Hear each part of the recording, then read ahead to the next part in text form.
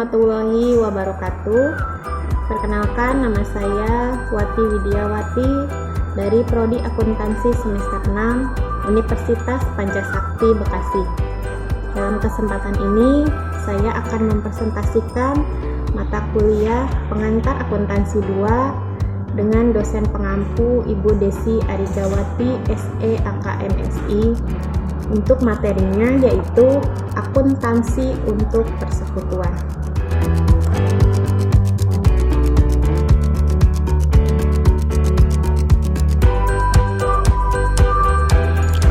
Persekutuan atau partnership merupakan gabungan dua orang atau lebih yang memiliki dan juga menjalankan usaha untuk mendapatkan laba. Persekutuan jarang digunakan jika dibandingkan dengan perusahaan perseorangan. Persekutuan juga memiliki beberapa karakteristik dengan pengaruh akuntansi. Persekutuan memiliki masa yang terbatas. Dalam kebanyakan persekutuan, para rekan memiliki kewajiban yang tidak terbatas. Para rekan memiliki bersama atas properti persekutuan. Persekutuan dibentuk berdasarkan sebuah kontrak atau yang disebut perjanjian persekutuan, partnership agreement, atau pasal persekutuan.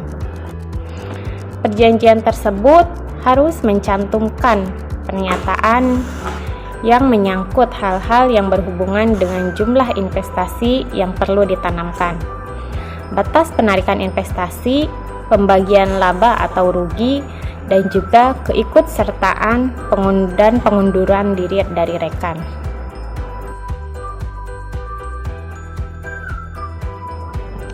Selanjutnya yaitu CP dan firma. CP atau Commutuator Partnership merupakan persekutuan yang terdiri atas satu atau lebih rekan umum atau rekan aktif dan satu atau lebih rekan pasif. Rekan aktif secara pribadi bertanggung jawab atas seluruh utang persekutuan, sedangkan rekan pasif hanya menyumbangkan modal untuk persekutuan dan hanya bertanggung jawab sebesar jumlah kontribusinya saja. Status rekan pasif memiliki perbedaan yang cukup besar dengan kreditur. Jika kreditur dapat mempertahankan klaim atas CP bahkan setelah aset persekutuan berkurang, rekan pasif hanya memiliki hak atas bagian dari persekutuan jika perusahaan menghasilkan laba. Saat persekutuan membukukan rugi, rekan pasif juga menanggungnya, sehingga dalam kedua kasus, rekan pasif hanya mendapatkan laba atau menanggung rugi sebesar jumlah kontribusi dalam persekutuan. Sedangkan firma merupakan bentuk persekutuan lain yang biasa ditemukan di Indonesia.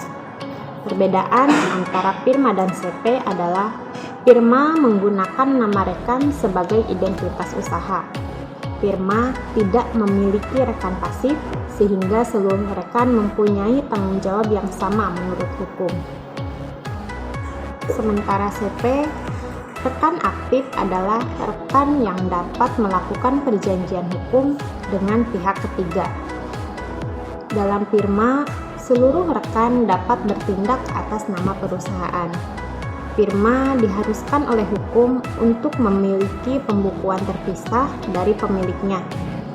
Terdapat pada KUHD Pasal 6 Ayat 1. Proses akuntansi dapat dikelola oleh pihak ketiga dan rekan memiliki hak untuk melihat, memeriksa, dan juga mengawasi pembukuan. Terdapat pada KUHD Pasal 12.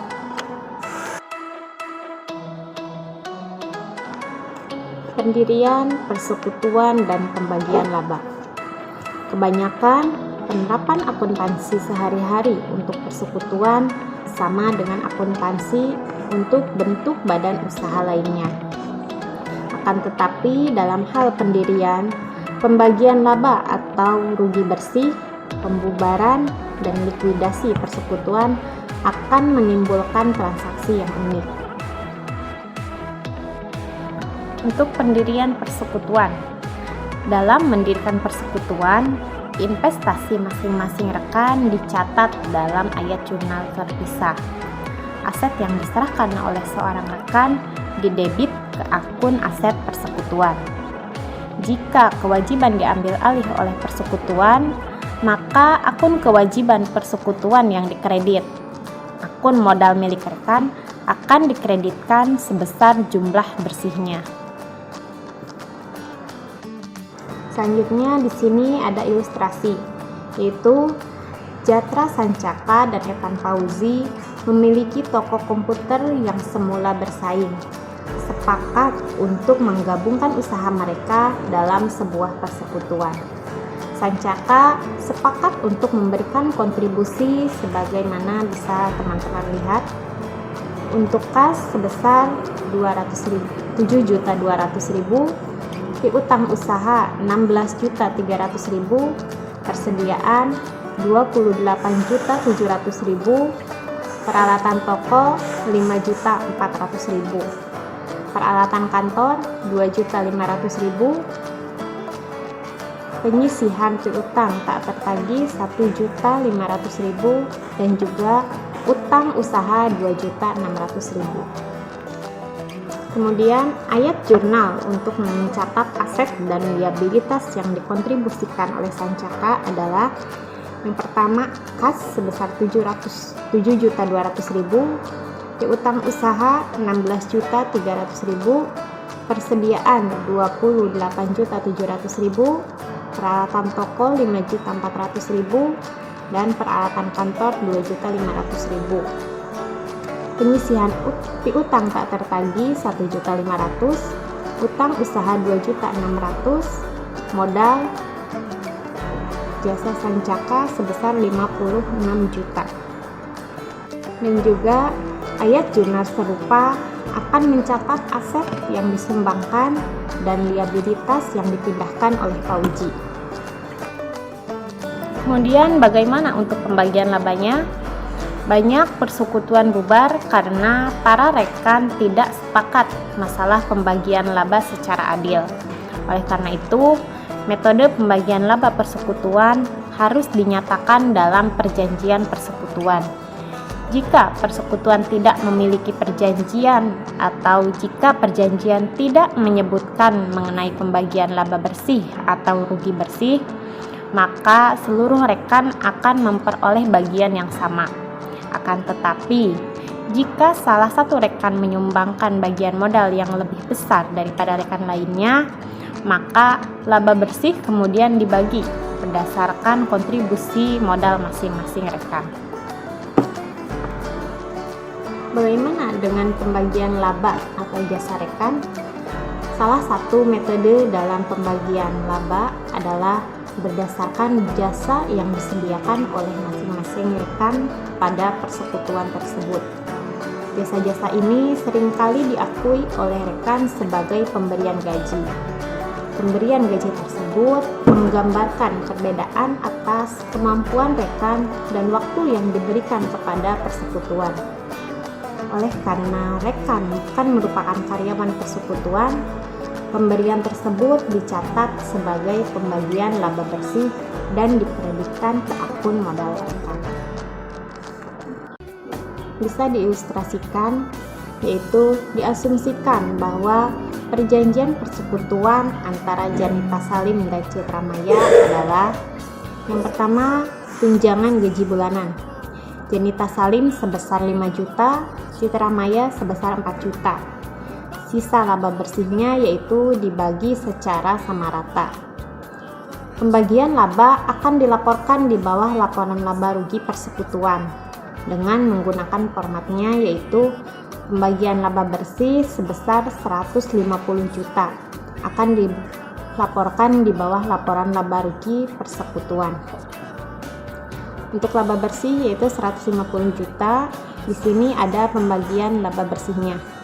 Untuk Janita Salim, Citra Maya, dan juga di sini ada total jumlahnya. Tunjangan gaji tahunan untuk Janita Salim sebesar 60 juta. Untuk sisa labanya 21 juta. maka laba bersih yang diterima oleh Janita Salim yaitu 81 juta. Sedangkan tunjangan gaji tahunan untuk Citra Maya sebesar 48 juta dan sisa labanya 21 juta. Kemudian laba bersihnya 69 juta. Maka total dari tunjangan gaji tahunan Janita Salim dan Citra Maya yaitu 108 juta. Sisa laba dari Janita Salim dan Citra Maya 42 juta. Maka laba bersih dari Janita Salim dan Citra Maya 150 juta. Selanjutnya, ayat jurnal penutup digunakan untuk mencatat pembagian laba, meskipun rekan-rekan tidak memiliki tunjangan gaji mereka. Ayat jurnal untuk menutup ikhtisar laba rugi dan membagi laba bersihnya yaitu ikhtisar laba rugi di sini tercatat 150 juta. Lanjut, modal Janita Salim 81 juta dan juga modal Citra Maya sebesar 69 juta. Nah, jika Janita Salim dan juga Citra Maya ini menarik tunjangan gaji bulanan mereka, penarikan tersebut didebit ke akun privat mereka.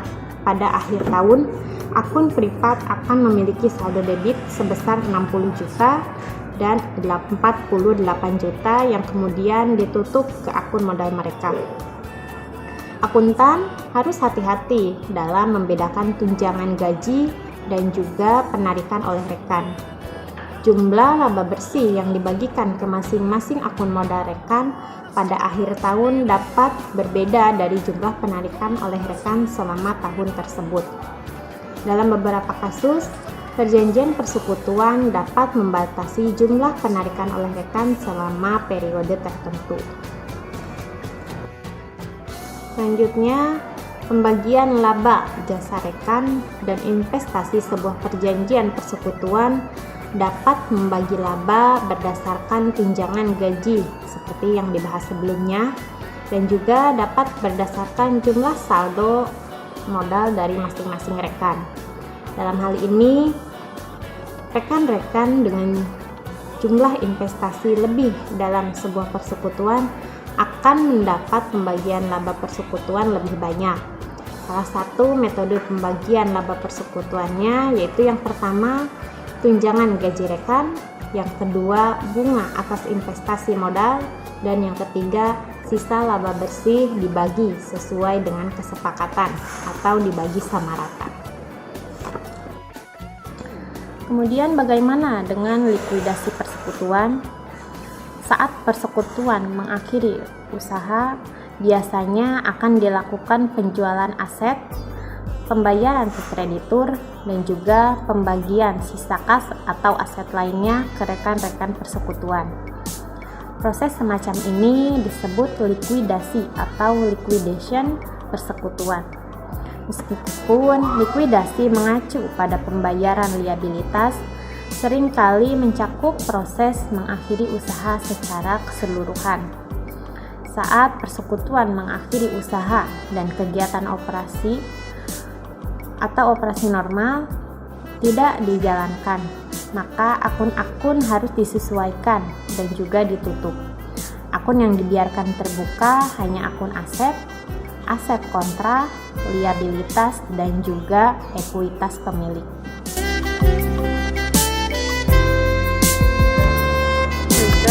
Terima kasih, ini yang dapat saya sampaikan. Mohon maaf karena banyak kekurangan.